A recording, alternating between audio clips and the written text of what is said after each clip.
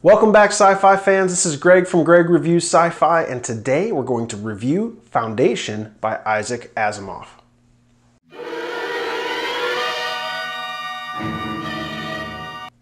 little background on Foundation. It was published in 1944. It was serialized in Astounding Stories. So this book, like a lot of books of this time, were a collection of small stories published in a magazine and then combined later into a book for publication. Why I chose this book, quite frankly, is because it's a classic that I have never read. And it's part of my, what I'll call master's degree of science fiction, where I'm trying to go back and read a lot of what's considered master works in the genre, just to try to elevate my education, to be able to see how modern science fiction has grown from the roots of classic sci-fi, and just experience the books for the first time and report back to you if they've held up. Now, if you've never read Foundation, I'll try not to give you too many spoilers, but I want to kind of walk through the books and really what I thought before I kind of give you a review. This book is, or this collection of books, I should say, is kind of interesting because it has this theory called psychohistory, and these people called psychohistorians. And really what it is the psychology of large groups of people boiled down into mathematical formulas. And these mathematical formulas can essentially predict the future of civilizations. And essentially what the Foundation is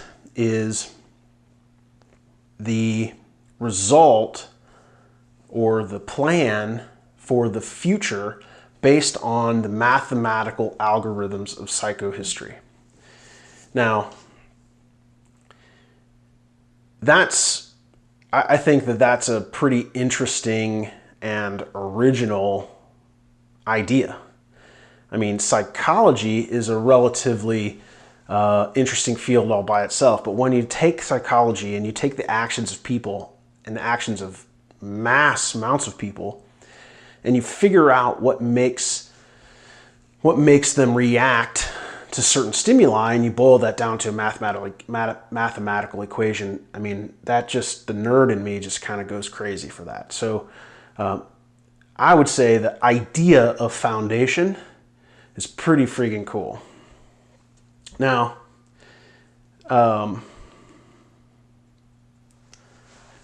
so the story, I'm not going to go through every one of the books, but I'm going to maybe highlight quickly the path the books take.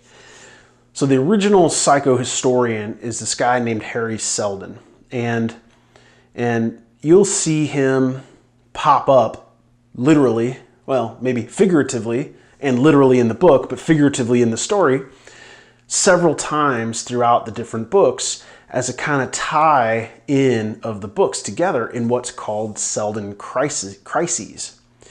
And while Seldon is alive, he convinces the Empire. So he's kind of an outlaw because he predicts through his psychohistory that the Empire is going to fall. And this is a giant galaxy-wide empire.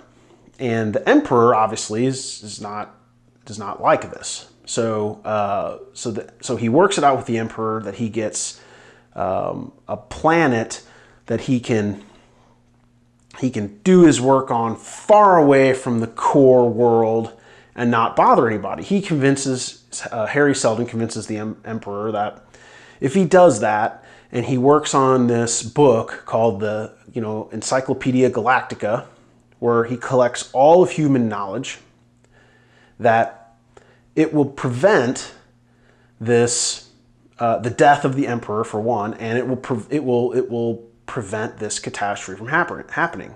Obviously, he's lying, but he's trying to enact his master plan. This is minor spoilers. You can read a lot of this in the description of the book. So that kind of brings us into book 2, which was really the original book in the series. So the very first one released in 1944. And it's called the Encyclopedias. And what they do is these people kind of collect all human knowledge and they write it down in the Encyclopedia Galactica. Pretty straightforward. Well, as time goes on, the Foundation stops being a encyclopedia producer, and it becomes its own nation. And the mayors of the Foundation become kind of the rulers of the Foundation. And they use interesting kind of political techniques in order to take control of the surrounding regions when the Empire's grip, the Central Empire's grip, starts to falter. And that's where kind of the mayors comes in. Once you get through that part, you start to see the Foundation use other techniques of commerce in order to reach its tentacles out to the greater universe. And it does that with this group it calls the Traders, where the Foundation, remember, it has collected all these, all of human knowledge. And when civilization is lost, people forget how to do things. So the encyclopedia, they don't sell it, but what they do is they make devices in order to sell, and they use that in order to take control of commerce and, of course, governments. They also use religion to their benefit, which I don't want to go into too much because it'll give away too much about the books, and that's a kind of a core tenet as society evolves through religion into kind of a commerce society. And then it kind of ends on we'll call merchant princes, the book is called Merchant Princes, and essentially these traders have too much power, and or they've seen to have too much power by the mayor of the Foundation, and there's an issue.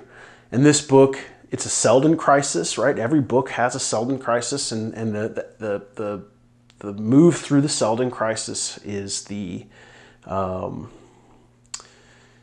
what makes their giant jumps in the Foundation's experience, the Foundation's power, and the human experience with the Foundation. So it's like a stepped, the evolution of the Foundation is gradual, and then it takes at a Selden crisis, takes a big square, a big leap up in advancement. All very interesting. The review for this is a little bit weird because I have to review the book as a whole, and the stories are moments in time of the Foundation. And individually they're all pretty good, but when they're stitched together in this book, you don't really feel like you've made really great progress in the Foundation. Think about it as if you're reading a history book and you open it up to chapter, and it's like the history of the United States. And you open it up to chapter 1, and then you open it up to chapter 6, then chapter 22, and then chapter 32. You might get a nice picture of what's happening, but you don't really connect with any of the characters. You don't really feel their pain. You don't really, there's no bonding with any one character. So for this, I gave the story a 3 stars, which is not bad. It's a good story. It's very interesting, but you could stop in the middle and read another book and come back, and you'd be totally fine. For characters, I gave it 4 stars only because Harry Seldon is such an iconic character.